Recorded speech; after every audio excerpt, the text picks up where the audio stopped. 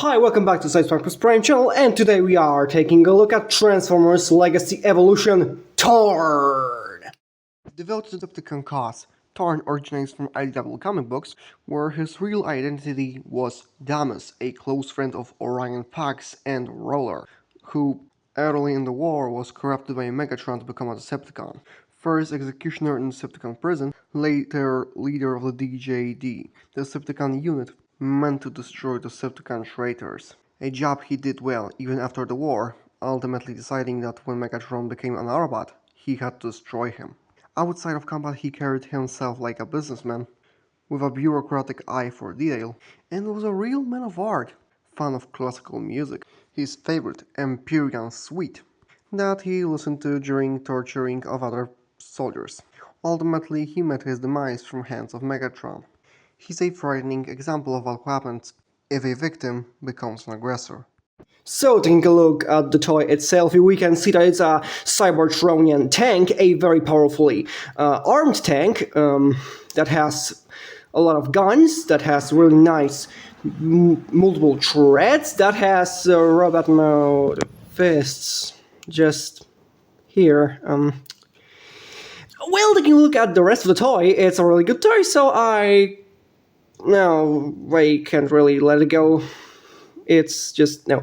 We can take a look at the grill on the other hand and see that it has a beautiful golden Decepticon insignia. I do have to say that it's one of my favorite parts of the vehicle mode. We also have a turret, and this turret spins and can raise both cannons quite nicely. You would think this is obvious, but Siege Megatron didn't have that, so I do point it out. Also, we can see those smaller cannons, and we can see that it does not have any kind of rollers whatsoever. It's only those bumps. So does it slide? Yeah, it slides, scraping everything that it touches. So it's not the smartest of things I saw, although I am not a big fan of rollers because I think they are just unneeded, so I don't really care that much. Would I say that this is a dense brick?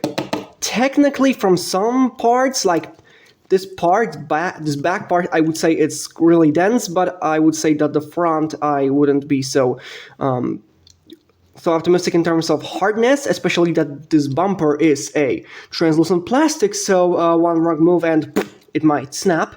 Also, as you can see, it's a really terrible example of someone who fell off 13th floor of a building. His legs turned backwards. He has head where lungs are. Does this look okay? Well, it's a Cybertronian tank, so I shouldn't judge. After all, it's mostly for transportation and combat anyway, so why should it matter? I also hope you didn't hear the thunders. Can I say something more? I can't really say anything more because it's a really simplistic vehicle mode, so I think we'll go to the comparisons. So for the comparisons, we have Mechard, Stronghorn, and Lego Brickhead's Optimus Prime in his truck mode. We also have Titan's Return Trigger Happy, Legacy Evolution Tarantulas, last but not least, Lego Split Champions Formula 1.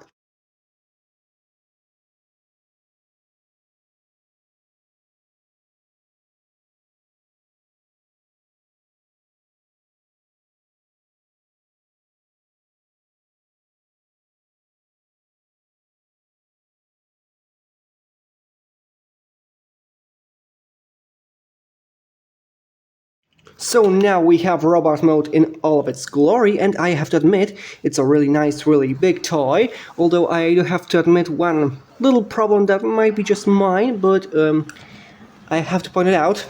Although people would say that this is very tight from the start, at least this first mold, on my copy, oh, like a pair of maracas.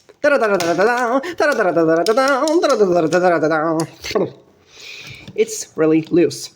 Do I have a problem with it? Yes, you have a problem with it.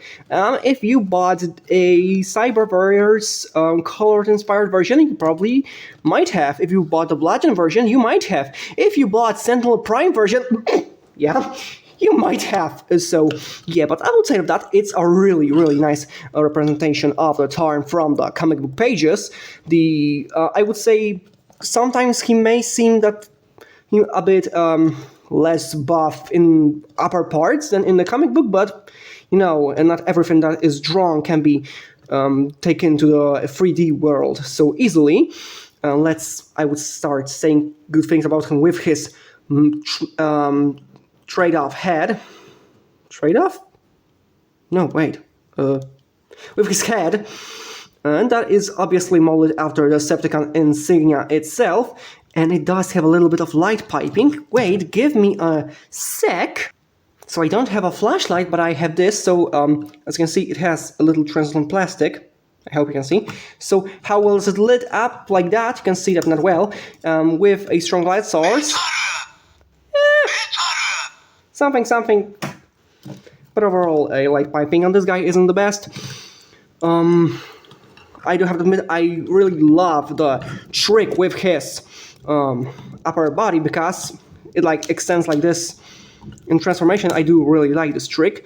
We can see a bit of new detailing that was technically hidden. And we can see that he has long legs. We can see those nice forearms. We can see that he has openable hands. Yes, a typical Voyager does have openable hands in a mainline budget because he was late to be remolded. Wait, his Cyberverse colors, Bludgeon, IDW Bludgeon, Sentinel Prime, and I guess they will use it the next 35,000 times. So yeah, they did that because they knew they will use them all a lot. Although, I have to admit, it's a good mold, so why not? One really nice thing about this mold is that outside of this combiner block and maybe a few spots in the hands, you won't see any holes on this guy. He's filled in. So if not for the hips, I would say that he is a brick, a chunky brick that I really like. You can also take a look at his double fusion cannon style, obviously after Megatron's own. Although I have to admit, I transform it more to look like from Cyberverse, because I don't like the stock version. The stock version needs you to take this part and put it right here, and it's nice, it's okay, but I think it's a bit too wide for what it is and for my personal collector needs, so I ignore that.